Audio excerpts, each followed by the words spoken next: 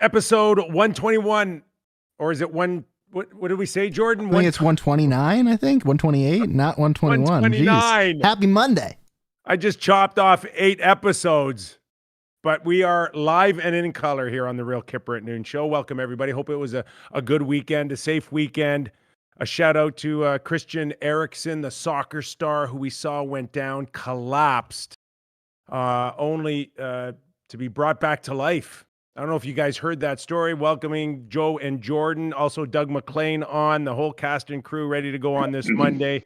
But a scary sight on the weekend where he needed to be revived. Clinically, I guess he was declared dead. They brought him back to life. He's doing well, but scary ordeal during the soccer match. So our shout out goes to him on a safe, quick recovery. Gives us some levity into sports.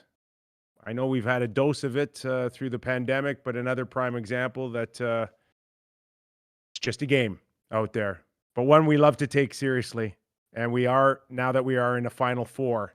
The Islanders in Tampa yesterday, we're going to get right into that. We're going to get right into the Montreal Canadiens and Vegas. Then there was only 4. And I experienced a conference final only to be doused by the Boston Bruins in '89. And here's the scary part here, folks, is that it's easy to look around the league and see all the teams out and go, yeah, we're 1 of 4. How cool is that? We're this close. And you're like, I'm not sure how close you are. We know technically there's 4 rounds. You're halfway there. But I just remember the feeling that we had. And I got it early in my career that you think that you're close, but you're really not.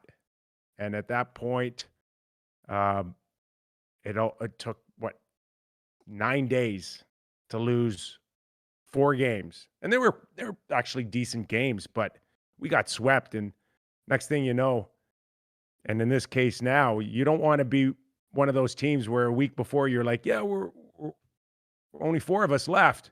No, in a week, you could be one of 29 losers.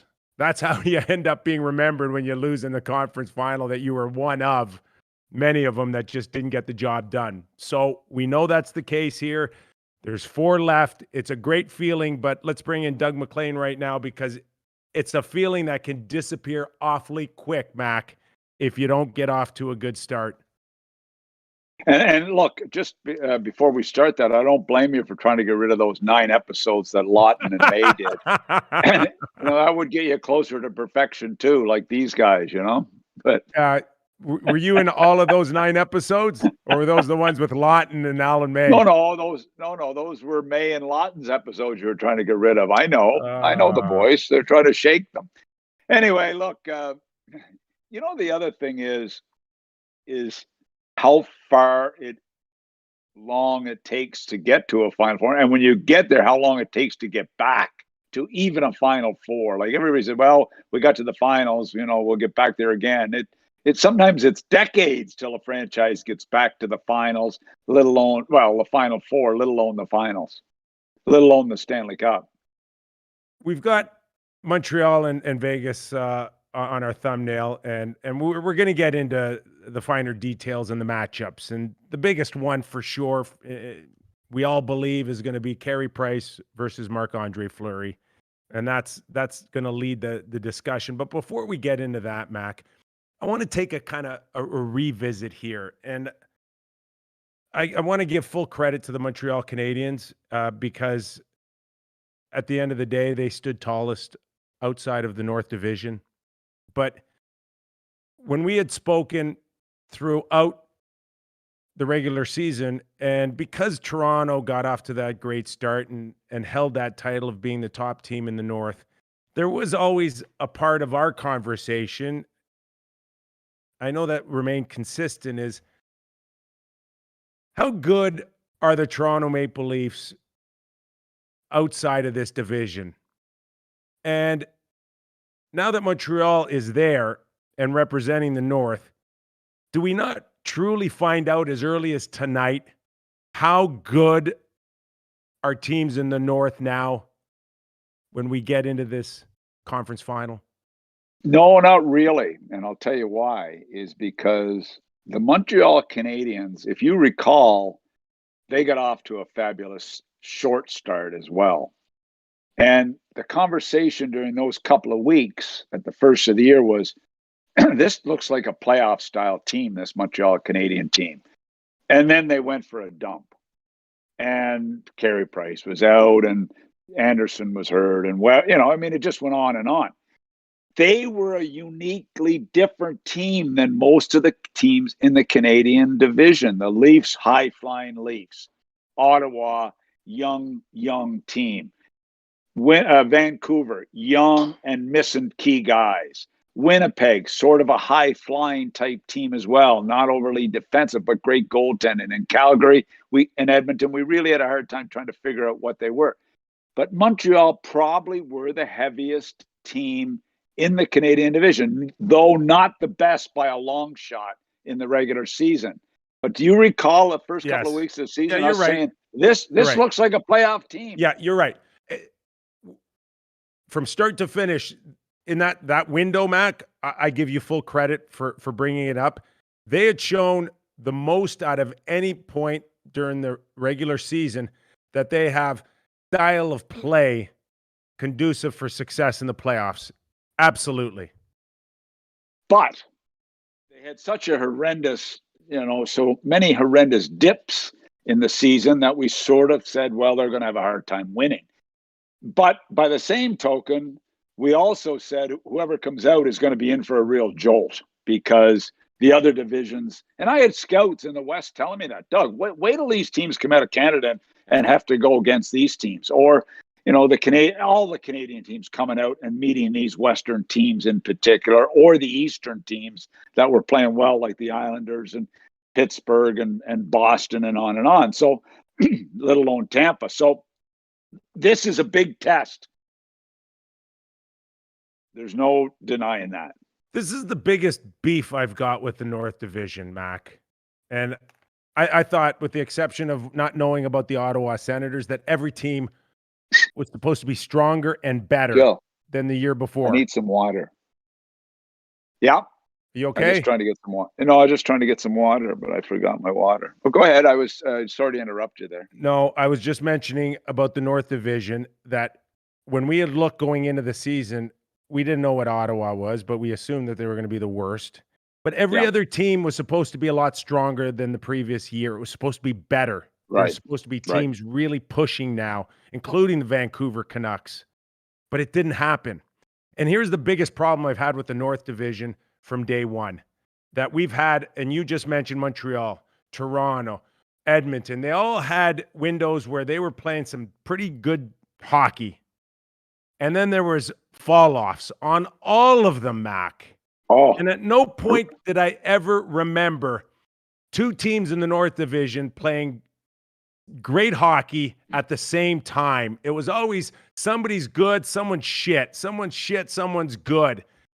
We never got any consistency, so we never really truly could feel comfortable to say this team could match up well with something south of the border. 100%. I mean, just take the Toronto Maple Leafs, for instance, where they went through that horrendous power play run where they couldn't score on the power play with all that talent. Vancouver, the run they went through where they couldn't do anything right. Calgary, firing their coach, disaster. Every Winnipeg finishes the season in the toilet where they hardly won a game their last 10. I mean, you're right. There was nobody that gave you an overabundance of confidence going into the playoffs or to move on after the North. And yet we see the way it shaped up prior to the season, and we said, we know a team's going to come out of here, and they're gifted, Mac, a spot in the conference final. Right. And with all due respect to the Montreal Canadiens and what they've been able to do the last 3.5 weeks, they still finished 18th overall in the league, Mac. And they and yet they're in a Final Four. And good on them. Take advantage of every opportunity you get. But tonight, I think we get a pretty good, clear message of where they could potentially stack up now against a top team in the league. Yeah, and I think it is. But let's not forget, this has happened many times before. The LA Kings finished 8th. You know, they were the 8th seed to get in when they won the Stanley Cup. So it has happened where lesser teams, but this is unique. And that's the best part about sports, Mac, is that we've had games in the past. History has shown us that you can win, you can be successful. Sneaking in the back door. This is interesting. Tampa Bay, start to finish, pretty solid season. Not maybe as good as we expected, but a pretty good season. But Las Vegas, start to finish, every night this team played hard. Yeah, they didn't win every night, but they had a hell of a record. They've been good from start to finish. No real slumps, other than against the Minnesota Wild was their only hiccup the whole season. And look at a team, start to finish, they may be the team that's had the best regular season and moving into the playoffs of any of the teams. And that's with all due respect to Tampa, Islanders, and Montreal. But to me, they've been good from start to finish on most nights. So it is a real test for Montreal. If by chance Montreal is able to pull this off, where would it rank in upsets in history? Well, you would think in history, they'd say, well, are you kidding me? The Montreal Canadiens, who have been around since the early 1900s and an upstart 4-year-old franchise in history, you'd look at it down the road saying this doesn't make any sense, you know. But for us looking at this season, this would be a monumental upset. We look at the moves that Vegas has made over the course of 18 months, and it's built to win now. Big names, Pacioretty, Pietrangelo, added free agency. Stone's huge, you know, and then the decision to keep Marc-André Fleury when it wasn't really shaped up that way, but hey, he's still here. And for them now to lose to the Montreal Canadiens, I don't know how far back you have to go, wow. Some of the best trades are the ones you don't make or aren't allowed to make or can't make or whatever you want, because you said it the other day, I don't know if they're here. Look, I know what Fleury did for the first few years of this franchise. I didn't envision him at 36 to be doing it today, what he's doing for this franchise, comparable to what he did in year one, making them a competitive team. So Fleury, to me, has been one of the biggest stories of this year's season thus far. Can he continue it on? We shall see. But it is one of the biggest stories. A guy that had one foot out the door, management wanted to move him, the owner stepped in, and he's still here, and he's been their number one star in the playoffs. With all due respect to Pietrangelo and Pacioretty, who just came back in the late Game 7 of the miniseries, he's been the guy. They're not here without him. Can this fairy tale continue when he goes up against Price? And what is the likely scenario between Marc-André Fleury and Carey Price, that one thoroughly outplays the other? They end up being equally as good, and they wash each other out, or does one just shit the bed? No, I don't think it'll be either one of them. To me, Price's support cast has got to be as good as they've been, especially in the Winnipeg series where they were really good. This is against a pretty high-octane Winnipeg scoring team without Scheifele, but still pretty good scoring team. And that defense they were able to defend against that team. Can they continue to defend with Price against Vegas? It's going to be a lot bigger challenge. Better forechecking from Vegas. Not even close. Scoring from all lines from Vegas. Doesn't look like it's close. A blue line that can chip in offensively. To me, it won't be the goalies that determine this as much as the supporting cast. Can they protect Price enough to stay competitive? That's that's how I feel. And I don't know where you are on it, but that's how I feel. We don't envision Montreal taking their game to another level, but we envision Montreal pulling down Vegas's game. Exactly. That's the only way. You're going to have to win ugly. You're going to have to frustrate the shit out of Vegas. And we'll get into the Islanders in Tampa Bay, but that's what we envision, Mac, is Montreal keeping it close like the Islanders did and start frustrating your opponent. That's the only chance Montreal has going into this. Vegas were struggling to score at certain times. Pacioretty has given them the big lift. Marchessault has given them a big lift at playoff time. You know, the defense chipping in has given them a lift. The fourth line has given them a lift by chipping in. Ken, they don't score at will, the Vegas Golden Knights. They score because of work ethic, pounding, grinding, going to the net. Can the Montreal Canadiens handle that net front presence? Can they handle the forecheck of the Vegas Golden Knights? That will be a great test. This Montreal blue line is built to do this. Everybody laughed at this blue line. Slow, can't make a pass, can't get out of their own end. Well, they proved a lot of people wrong. With their slow, prodding play, have been tough to play against. Well, one of the guys leading the charge for Vegas is Max Pacioretty. Points in all the games that he's been back in, pretty much. And we look back at the trade, and it's Nick Suzuki, Tatar, and a second-round pick, if I'm not mistaken, Mac, for Pacioretty.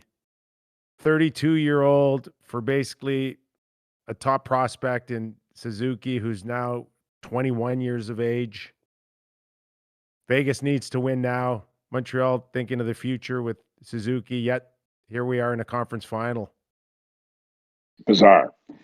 Look, people questioned the deal at the time, the price that was paid for Pacioretty, who was good in Montreal, but could never really get it done because maybe he didn't have the supporting cast that he has now in Vegas. But to get Suzuki, and Tatar has been a pretty valuable guy. I mean, a regular season guy in particular. Suzuki has the makings of being a great trade for the Montreal Canadiens. He's 21, and he's been a real contributor. He's on a line with Toffoli and Caulfield. That's a big test for this kid to go head-to-head with Vegas with their size, strength, and power, as those line mates are for him. But it's going to be a great trade for Montreal long-term. Suzuki has surprised us from the playoffs last year to how it's continued this year and how important the guy is already. The sky's the limit when you think of this kid as a 21-year-old. The way he's composed, the way he handles himself on the ice, the way he handles himself off the ice, maturity beyond his years. I love this trade for the Montreal Canadiens, but I don't know about this series. That's all. And despite what happens here, Mac, the fact that this experience is going to be so huge for Suzuki and some of these other players like Kotkaniemi, even Cole Caulfield, to come in now and feel like he's got his feet wet a little bit and he is a contributor. It's going to be huge for these guys to go through this. But here's the thing I said when Montreal were down 3-1 to the Leafs, okay? I said, this center ice is not good enough yet to compete with the Montreal Canadiens or with the Toronto Maple Leafs. The center ice isn't. Well, 2 series later, Yeah. they look pretty. Well, They've no, really well, surprised us. They've surprised us. does that catch up to you at a Well, certain that's going to point? be, when you look at the center ice, that center ice and the big blue line and the physical blue line of Vegas, how does that shape up? Well, they've made me look bad here. This center ice of the Montreal Canadiens in this playoffs. I never questioned their blue line. I said their blue line would be damn tough to play against. Wow. But I didn't think the center ice would be this good. I really, what? Good on them. I'm happy. And yet, we look at the first 2 rounds that Montreal faced. They lost Tavares. They lost Scheifele. Kind of balanced it out a little bit. And it helped your center. Their center ice improved. The Montreal Canadiens center ice improved dramatically with those 2 injuries. So somebody's got to come out of the Vegas lineup down the middle of the ice. Is it Carlson? Is it Stevenson? They got to stay consistent. They got to lose somebody. I'm not hoping anybody gets hurt. I'm not just going teasing. there. I'm not. But no, it's exactly right. So it certainly helped compete. So can Price be the difference maker? Can the blue line bother Vegas? I'm not sure of that. And you know what? It looks like it could be a blowout for Vegas, but I'm not sold on that. I think Montreal are playing with such tremendous confidence right now. And,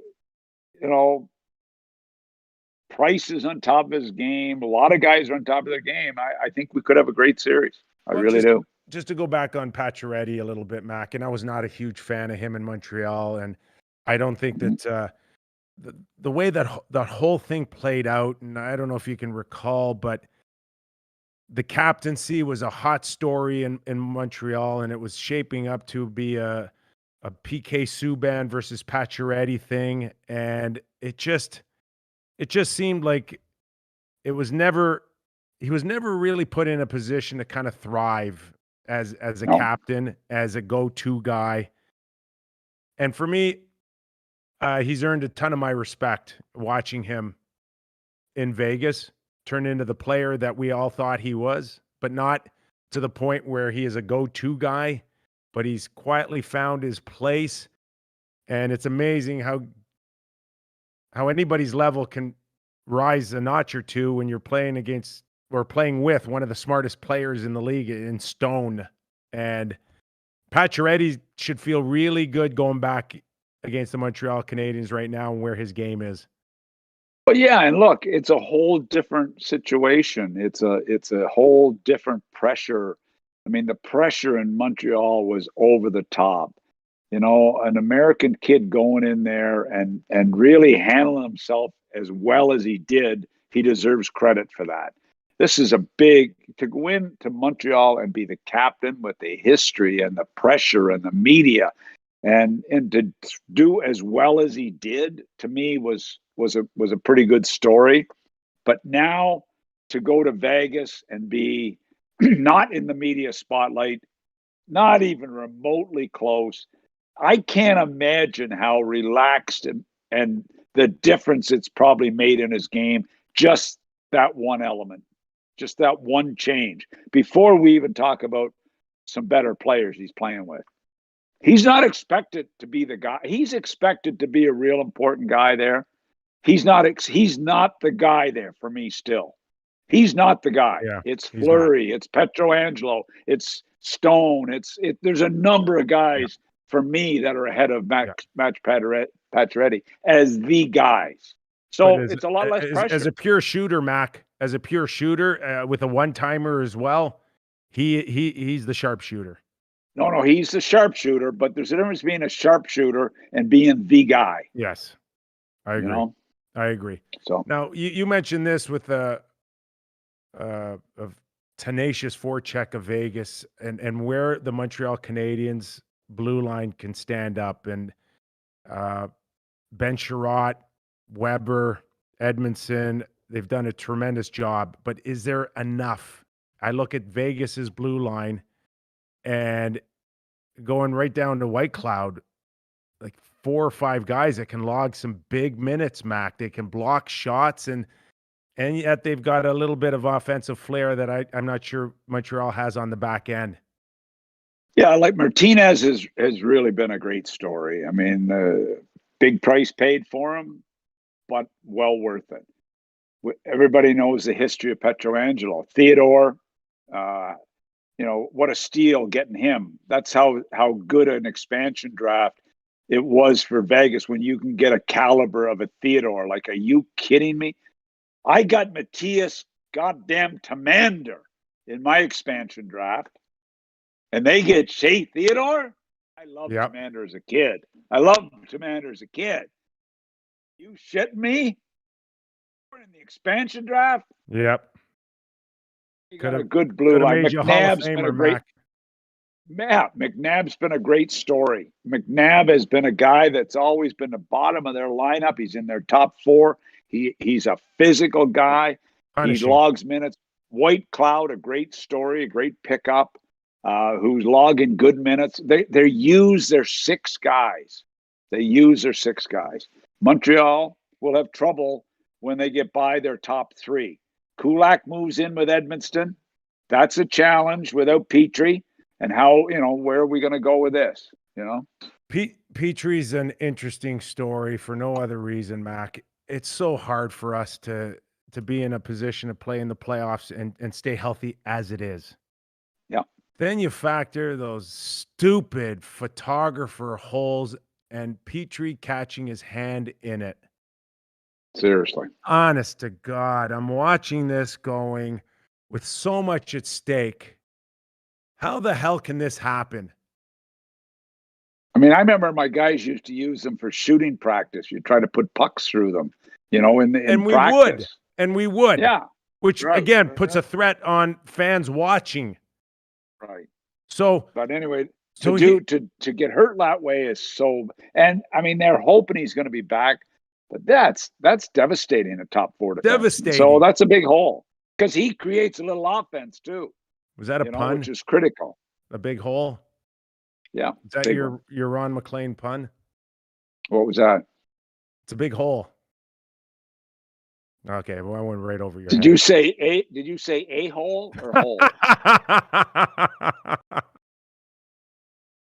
So, just to give you some background on these photographer holes. God, it's great when you're not worried about getting a job. What you can say. What you hope is that. Yes, this is true because you're shopping. Jill's shopping for a car, folks, right now as we speak outside. I guess she's at the window picking cars. Is that what's happening at the quarantine shop? Yeah, it's they have to deliver them because we can't go in and look at them. That's right. What a joke. But anyway, that's the way it is. Keep it PEI safe. What's supposed to happen? It's a hole that's just enough for the lens to get through for the photographers. But when they're not using it, they're supposed to cover it up with a piece of filler, plastic. I don't know. It's like a jigsaw puzzle. The hole comes out and then you put it back in. But they didn't. They did not. So it was open. Who didn't? I would imagine it's the photographer, Mac. When he's not using it, he's supposed to put the piece that fills the hole in. Yeah. So it remained open. Petrie goes in there, catches his hand. Wow. I hear at the beginning they thought that he'd be out for about 6 weeks. Then it turned, then it's slowly coming down to maybe 2 or 3 weeks. And now we're hearing game time decision.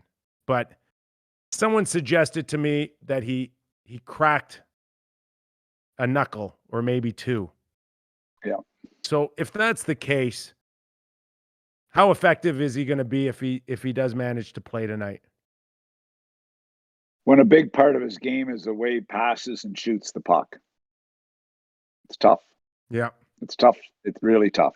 Well, it's tough to match up against your opponent's blue line with a full lineup, including Petrie. But we'll see how that thing plays out. Kulak's been a great story too since he came from Calgary, but he's in that 5'6". You like him, You don't like him in the top 4. That's the problem. Well, the one thing that Montreal also has going for them is Corey Perry. We watched it last year with Dallas, and we're watching it again. It's just not a coincidence, Mac, that winning follows this guy around. It shocks me, and I got a chuckle at Pat Morris putting out a comment there the other day that the Final Four is pretty much the same, except Dallas aren't here and Perry is. Yeah. So Perry's been a winner. He's been a winner, and everybody had a chance to get him. And now he's a guy that it's funny, he's a Hart Trophy winner, Stanley Cup winner, he's done everything, Olympics, he's done everything in the game. And all he wants to do is play. $750,000 a year because money's not a big issue for him. It's a pride thing. I said he's too slow to play in the regular season, but he looks quite comfortable in playoff time. When the pace changes, it's quicker, but I don't think it's faster because there's so much more grind to the game and battle to the game. And he fits in. And he has been one of the, he's been one of the great stories of the playoffs, without a doubt, Nick. Yeah. One of the great stories of this year's playoffs. And nobody wanted him, including the Leafs. That's right. They did not want to go down that path. And he doesn't fight. He doesn't fight as good as Simmons. When was he signed by Montreal? I don't think he was signed until late in the year. No. It was January. It was Christmas. Yeah, after Christmas, maybe. And told that he was going to be on the taxi squad. Yes. When he signed. Yeah. And the comment was, "I just want a chance." Yeah. I just want a chance, and you're a Hart Trophy, Stanley Cup, Olympic, everything. I just want a chance. Remarkable. It is. All right. Just one more note. Just going back to that photographer's hole. I think it was an embarrassment a little bit for the league. They're gonna have now sliding glass to cover up the hole now. Mandatory for the rest of the series, and all the rinks are gonna put sliding windows, Mac.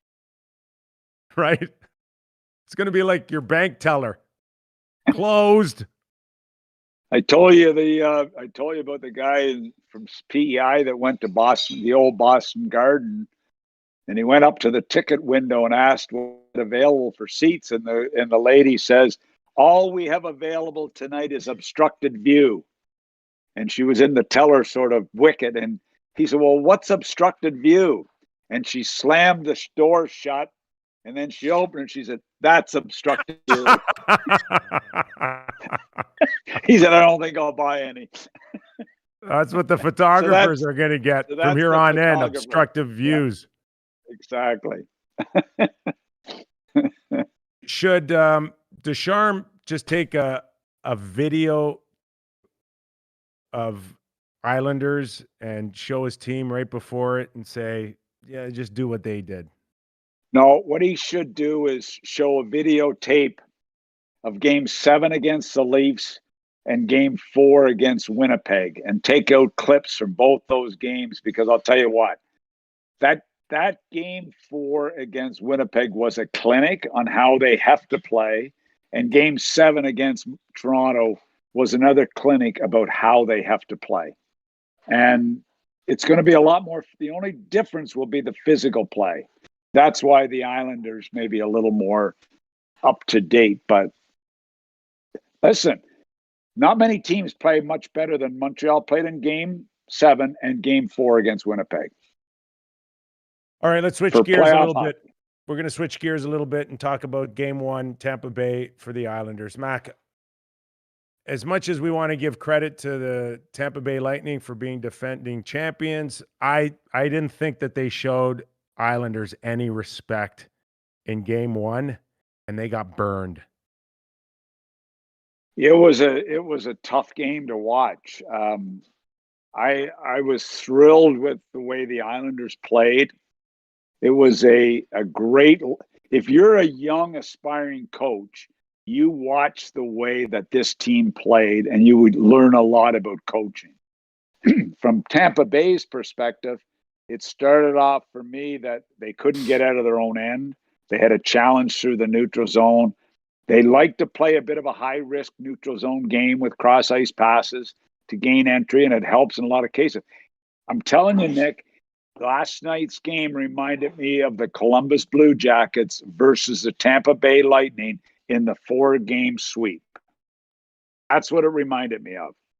Bruins, I have never seen forechecking in a game much better than I saw last night with the way the Islanders forechecked. Old-time forechecking style, system, and you know what? Tampa Bay couldn't get the puck going. It was a great forechecking. You could take clips off that forecheck, how pressure with physical play, take away the pass, close off the middle. It was exceptional forechecking. Mac, at what point, if you're Cooper, do you just tell your players, take the east-west pass in the neutral zone and shove it up your ass? We are never cutting across the ice again because the Islanders are there. Bailey's there. Pajot's Big there. time. Brock Big Nielsen's there.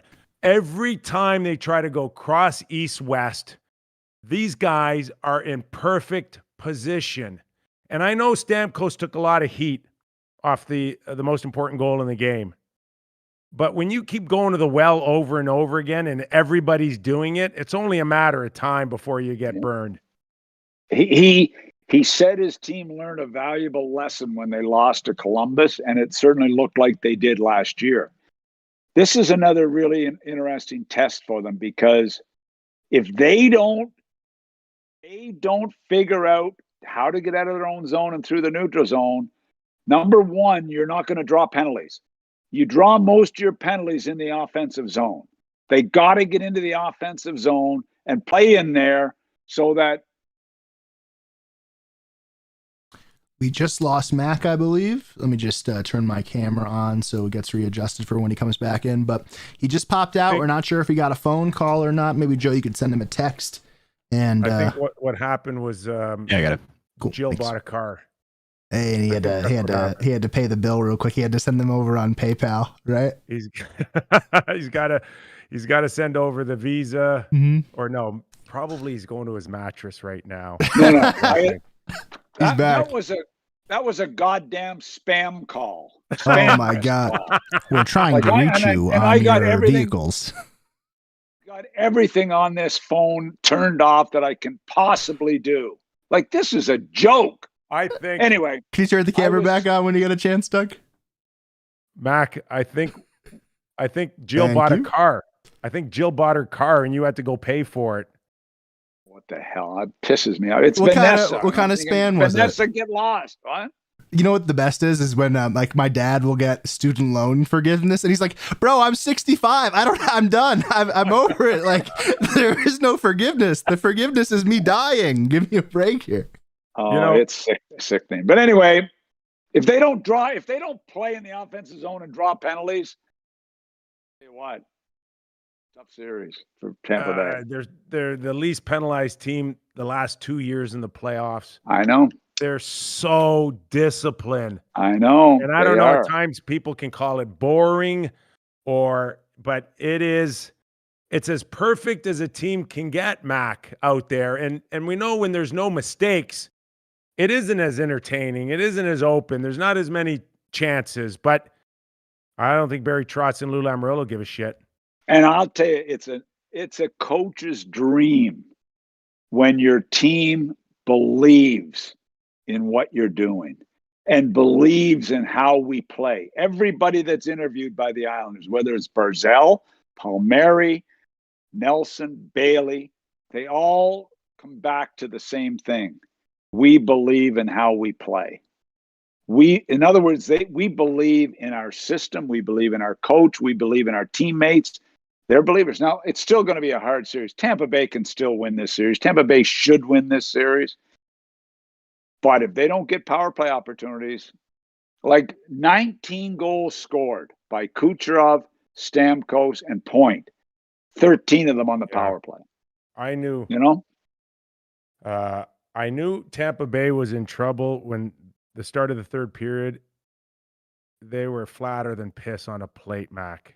I And know. Kucherov's flat-footed, and for the first time since he's been back, that's the type of game that you expect in game one, coming off missing the whole season. Yep. You were wondering when this guy was going to kind of come back down to earth. This was the game. But you know why you can't count them out, Nick? No. Did you see the play? Did you see the play Point made on that goal he scored? Yeah. Limited space, makes an extra move. Yeah. Like how many people you see make that move and go top shelf? And then go top shelf, right? And then go right underneath the bar. Unbelievable. So you can't count them out. They've got too much talent. I didn't like Cooper benching Stamkos. I'm sorry. This is the conference finals. I mean, this benching and yelling and like Bednar and Cooper, come on. These are stars. This is when it counts. Give them a blast in the dressing room. Bring them into your office. Give them shit on the bench. But we're benching Steven Stamkos in a one of the most important games of the year, and Bednar's calling out his top line in public. Wow. Where are their heads? Didn't see ice until the power play opportunity at the end of the period, and you just wonder, wrong. You've been on the bench. Where's his frame of mind on that power play after 100%. Being benched? I don't get it. Anyway, that's they're the star. They're the star coaches, but sometimes common sense can be a pretty important part of it. The other thing too, Mac, is the first goal, especially against such a disciplined team like the Islanders, because they can lock it in, and we just talked about Montreal locking it in, but chasing the scoreboard, you never want to do that against a real disciplined team or a team that can shut it down. And both Montreal and the Islanders have shown that, but you can't chase the scoreboard. But are you like, I'm thinking back to the Florida series where it was a weird scoring type series. I think to the Carolina series, weird scoring type series. You get behind, you get ahead, you give up a lead, you blow it. They have not looked Stanley Cup-ish for me this year in the playoffs. I know they've had great individual plays, an unbelievable power play, but they have not looked as consistently good as they did last year in the playoffs for me. I mean, I know Florida's better. I know Carolina's a good team, but it just didn't look like playoff hockey a lot of the times in those games. So this is playoff hockey this round. And then we get into the matchup, and if it's clear, if Vasilevsky gets outplayed by Varlamov, they'll lose the series. And maybe that's indicative of what you're talking about, because we've seen Vasilevsky at his best, and we've also seen him quite possibly at his worst when we've seen certain games this season. And I like, go ahead. Kulak's goal, you don't win. No. You don't win letting that shot find a way through you. No. And even the first one on Barzal, look, Barzal made a hell of a play, and he powered it through the 5-hole. But I like Vasilevsky, to me, is the best goalie in the NHL. I love Varlamov's comments after. He said, I love that kid in the other net. He's one of my favorite people. He's such a down-to-earth, great kid. He's the best goalie in the NHL. Well, Varlamov was pretty good. This is a great Varlamov. You think about Varlamov, Washington, not bombed, but left. Colorado, problems. Goes to the Islanders in his second year with the Islanders, and right now he won 4 against the Bruins. Yeah. And this is his 5th. I mean, he looks pretty good. This is a great motivator for him to go head to head with his favorite goaltender of all time, although he's just still a kid and inexperienced. But Vasilevsky should win this. Should be a big part of Tampa Bay winning this series. He should be. He has to be, Nick. Varlamov, to me, was so good yesterday for no other reason than just he made the saves that he was supposed to make. Yep. And I don't look at that game and say he stole it. He was just he just did his job. Yeah, 100%. 100%. He was solid all the way around, composed, and he has been for a lot of his time in Long Island. And what a luxury it is to play in front of that team, to play in front of that group with the way they play. That's a goaltender's dream. So, it's got the makings of a great series. And Tampa Bay, they've got some work to do to figure this out. Cooper gets in these situations all the time. In Columbus, 2 years in a row in Columbus, where he had to figure it out and get his team to adapt. Yeah. He's got to figure this out and have them adapt. So he's had good success. So this is another big test for John Cooper and the Lightning. And it'll be Cooper's challenge to get these guys as disciplined to match that against the Islanders. I watched that penalty halfway through the first period where Gaudreau, and we're huge fans of Barclay Goodrow, no question, and Coleman, but you want to punch Palmieri? He ain't punching you back. Yeah, exactly. You're never going to get that call evened up because you have to know what you're up against. And they will take 20 punches, this team, and they won't buckle. And if you want to go out and pick your spots, you run the risk of losing this series. And that's where I think my point was earlier, just that lack of respect, the lack of discipline that you did not match against the New York Islanders. That'll be Cooper's biggest challenge. Yep. You want to believe it. It's, I'm excited about tonight to see if Montreal can match up. I'm really excited, but you know what? I'd like to get to the final. When's the final start? Relax. Wasn't it a long weekend for you without any hockey on Friday and Saturday? Yeah, it was a good weekend. Jill was devastated. She said, "What games are on tonight?" I said, "None." "What games are on tomorrow night?" "None." "Oh my God." Great. Tell her the show's going on forever. And fire up the hot tub. Just one more thought on the Islanders. How does Lou Lamoriello do it? Somebody called me today and said that they thought that one of the worst moves in Leaf history might be letting Lou Lamoriello go. That and trading Lanny McDonald, probably. And Earl Thompson to Detroit. And Errol Thompson. Errol Thompson. That Ricky Vibe may move in there. But you know what? Yeah, we talked about it before. It made no sense to me what they did. But, look, Lou at 72 plus years of age, who, when I used to see him walking around GM meetings 10, 12 years ago, he looked like he just come out of the gym, like the suit fitting perfectly, great shape, young for his age. Hockey's his life. Lou Lamoriello lived in a hotel suite next door to Jersey his entire time in Jersey. He lived in a hotel because he lived at the rink. He's addicted to the game, addicted to the sport. He might be 72, 73 years of age, but he's got the mind of a 40-year-old. And you know what amazes me the most, Mac, in all of this is here we are in 2021, and we all have joked over the years about Lou's rules, mustaches, tape, whatever. But it still works. It still gets the guys into a frame of mind that can get them playing hard and playing as a team and looking like a team and moving like a team and sounding like a team, where there's only one guy that could get away with that. Everybody else would be told, scram, beat it. No, but you know what it is? It comes back to one thing. And he was trying to, I don't know how he and Babcock got along. I don't know how he and Dubas got along, or he and Shanahan. I don't know. But all I know with Lou Lamoriello is one thing. And everything is geared towards one thing, and that's team. Yeah. Team first. Individual, no. Forget individual. Forget all that BS. Yeah, I need good players.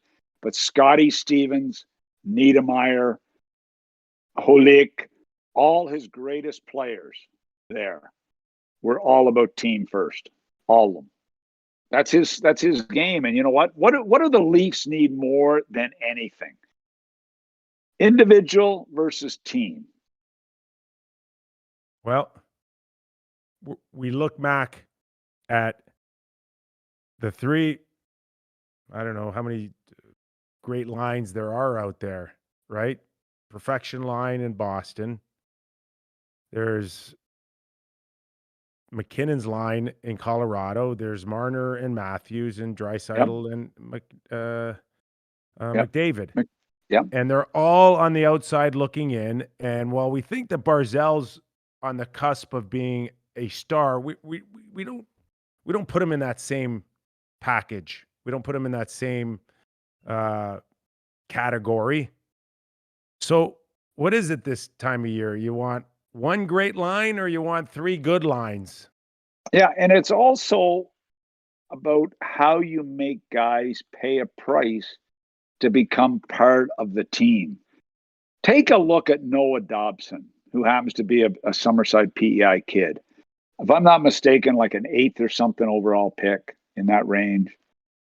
Sent back to win a Memorial Cup, to win a World Junior. Comes in, hard time getting in the lineup, healthy scratch. When he played, he was barely used. This year, more regular 5-on-5. All of a sudden, moves to the number 1 power play. But it's been slow and it's methodical and planned out. And now, Noah Dobson is a pretty important guy on their power play. 5-on-5, he's still a kid, learning the game. But Andy Green's brought in to be his mentor, and he's a power play guy all of a sudden. It's development. It's when a guy deserves to be on the ice. They do it right. They do it right. And you know what? Everybody will sit back and say, look what the Islanders are doing, whether they win or not. Look what they're doing. Look what they're doing. New York Rangers are watching every night saying, oh, my God, how can we become like the Islanders at playoff time? Well, it's different. It's a different approach, and it's a pretty damn good one. Well, Vegas and Montreal tonight. Looking forward to it. How are you feeling, by the way? I don't know if our watchers and our listeners know this, well, but you're battling vertigo a little bit here. Well, you know what? Hold on. And you scared the shit out of me because you're like, I think I'll be okay for the show. And I'm like, it's unfortunate. Okay, I've come home here in quarantine and I've worked my ass off. I weeded the garden. I mulched the garden. And then I got a gravel driveway. I had to weed the gravel driveway. And I think I worked too damn hard. I think I went too hard. And now I'm paying the price. By the way, low battery just popped up on my camera here. I have no doubt. What does that mean? It means you're going to disappear on us any second now. But so you're telling me right before the show, I'm okay as long as I sit down. And then 2 seconds later, you pop up. Just watch. When I get up like this, I get dizzy. It's called vertigo. Oh, God. We appreciate the effort, though. Hey, where were you 27 years ago today? I have no idea. You know where I was? No. Madison Square Garden. Winning the cup? Yep. Good. Congratulations. Where were you 27 years ago today? You know where I was? I was telling my buddies in PI that Keenan was going to Detroit and it caused a shitstorm in New York. Remember? You want to share that story real quick for those that are watching that don't really know, but you almost derailed everything. Well, I got fired with Brian Murray in Detroit, and I was talking to actually it was Scotty Bowman I was talking to, and Scotty phoned and said, well, good luck. He said, I'm going to be out of here too because Keenan's coming here. And I thought, whoa. And then I told my buddy that has a radio station in PI, Paul Skierman, and him and George Matthews are talking about it. And they got this little radio show there. And they said, hey, let's go with it. They put it out, Keenan to Detroit on the eve of what, game 6 or something? Yeah. I remember it was breaking news from a report out of PEI. I'm like, it was that's made some books. That story's made some books. How would anybody know anything out of PEI right now? And it was you, loose lips. Oh my God. I was a basket case. And the guy that released it, Paul Skierman, I don't know if he's ever recovered. He's been so anyway. Anyhow, we had a lot of fun. Yeah. How old were you? Oh man, I was 37 2 years ago. old. I was a young Rangers fan waiting. Oh my God, that's You know, it's funny embarrassing. because I grew up in Scranton, Pennsylvania, which is like 2 hours away from New York and Philly. So I grew up as a tortured Rangers fan, getting abused at every other arena that I would ever go to. And I remember my dad had to stop going to games because he lost like 18 in a row that he was going to. He's like, I'm not going. And he had one of his friends that had season tickets, the 94 season, offered him to come. He said, I'm not coming the whole playoffs. I'm staying home. I'm not going. That's how superstitious he is. But it's always funny, man. No players feel that, by the way. I can assure him. Yeah, that's great. Yeah, I could see that. But then it's also funny because, you know, I grew up with like 94 Rangers plaques in my bedroom growing up, like the team photo with all the names. And as we were starting to work together and stuff, I was going back and I was like, I'm pretty sure Kyper must be in those photos. And I had my mom take some snaps and you see your mug in there. So it's funny how things come full circle like that. Nice. Well, Nick has some book copies left over. If you want one, Jordan, he could send you one. Oh, thank you very much, Doug. I do. Undrafted, still available online. Chapters, Indigo, Amazon. easy order online, boys and girls. That's right. That's right. Just another plug. One thing before I wanted, before we leave you and before you your battery runs out, why Gerard Gallant? Why is he still available? He wins the gold medal in the World Championship. Why doesn't he have a job? What's clogging things up? Is it still Brind'Amour? Is that what you're hearing? Gerard Gallant will be coaching in the NHL in the fall. That's all I can tell you. We know that. Where? I don't know. So why is everybody waiting for Brind'Amour? They said they're doing their due diligence. I saw yesterday. The teams are doing their due diligence on the candidates. They're waiting for Brind'Amour. Yeah, well, I don't know.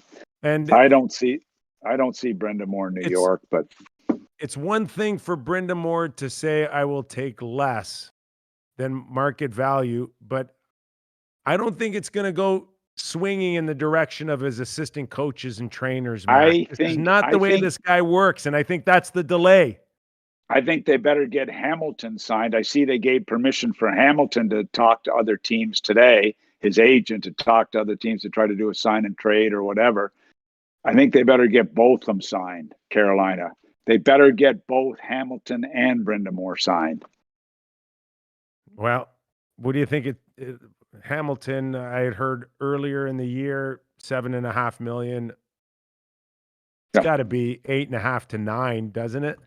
I would think, but and then he'll disappoint wherever he goes. And then the last 4 years, then they'll trade him and he'll become a star again. I don't know, but they're not as good a team without Brind'Amour or Hamilton. Oh boy. Yeah. Well, there's no question that's the delay. Yeah, I'm sure. Brind'Amour not making a decision yet on I guess the offer from Tom Dundon, and then the Rangers say, okay, well, if you're still out there, then we'll still wait, which causes a chain reaction right to Seattle. Yeah. Yada yada yada. Yeah, I'm not sure what's going to happen. And if I did know, I couldn't say. No, because you've learned your lesson from Keenan's story. Exactly. Right? Well, hey, Jill, can you bring up my Canes, please? The show's almost over. Your Canes? Well, for my balance. Oh my gosh.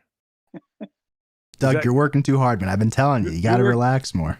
Do you work on your Canes like I used to work on my sticks before a game? Okay, take care. Give us a score tonight, Vegas and Montreal, before we let you go. 2 Vegas. Nice. All right. I'll take Vegas 3-1. But Vegas better be patient. They better not chase it like Tampa Bay. 5-2, 3-1. Okay. Okay, Mac. Thanks for a great effort today. Okay, bud. Take care. Right. Thanks, Jordan. Everybody from PEI. Thanks for joining us. It's a great start to a great week. We're looking forward to Montreal and Vegas and see if Cinderella can keep it going. Thanks for joining us. First-time watcher, subscribe, leave the comments, and we'll see you Wednesday.